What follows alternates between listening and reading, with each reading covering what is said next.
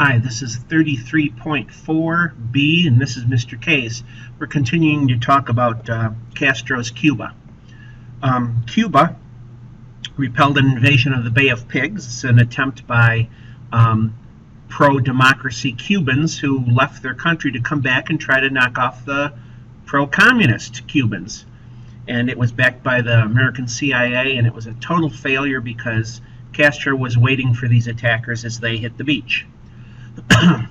Cuban Missile Crisis in 1962, it's where the USSR removes nuclear missiles from Cuban soil. They remove nuclear missiles from Cuban soil. The United States found that the Soviets had put these missiles and launchers on Cuban soil. What's the big deal? Well, it could reach many of our major cities on the East Coast. And so President Kennedy orders the missiles to be taken out, or there's going to be nuclear war. And it brought us to just a few seconds before nuclear war, if you can think about that. But the United States agrees not to invade Cuba. If the Russians take out their nukes from Cuba, the United States agrees not to invade Cuba with U.S. troops. And to this day, we have not done that. Just to show you, here is Fidel Castro, typically in his younger days, always dressed in military outfit, fatigues, and a Cuban cigar.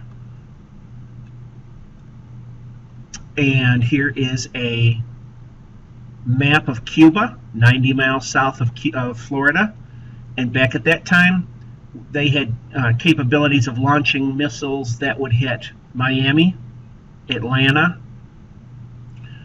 Washington, New York, as far north as Montreal and Halifax, Winnipeg, out as far west as Salt Lake City. It was a big deal. So what we did is we had a quarantine. We had ships that were patrolling this area, and if any ships came in, they would be stopped. Well, who's approaching here but Soviet ships? And if they didn't stop, we were going to sink them, which would have been an act of war. Thankfully, they did turn around, and they agreed to take their missiles out. And we agreed to take nuclear missiles out of Turkey, so the Soviets didn't feel as threatened. It was a hairy mess. Well, let's turn our attention to Central America. Anastasio Somoza. Somoza was an anti-communist dictator of Nicaragua. Now, Nicaragua is in Central America. Nicaragua, Nicaragua. He's an anti-communist dictator of Nicaragua, and if he's anti-communist, that's good enough for the United States, and they support him with millions of dollars in aid. Eventually, though, the people did not like him because he was very harsh with his rule, and he was eventually overthrown in 1979 by the Sandinistas. Sandinistas. The Sandinistas were pro-communist guerrillas, pro-communist rebels. They forced Somoza to leave Nicaragua. He flies to the United States and lives out the rest of his life, I think, in Miami in a beautiful mansion. But he had stolen a lot of money from the people. That money, U.S. aid, should have gone to the Nicaraguan people. It didn't. So Somoza has to leave the country, and replacing him is Daniel Ortega. He is a young gentleman who is a communist leader of Nicaragua. Communist leader of Nicaragua.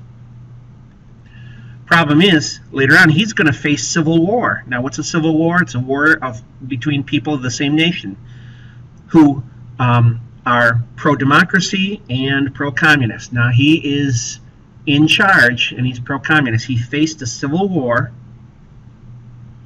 against the Contras, C-O-N-T-R-A-S. The Contras. Contras were supported by the U.S. The Contras were supported by the U.S.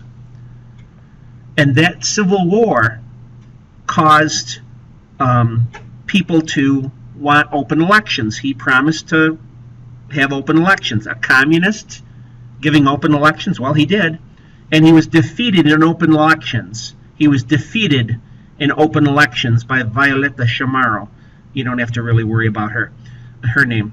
but he was defeated in open elections, so he stepped down. It's really the first time I've ever seen a communist in power step down when he was defeated in open elections. Well, next time we're going to finish up with Iran and Afghanistan. Now, this is Mr. K's with 33.4B. See you down the road.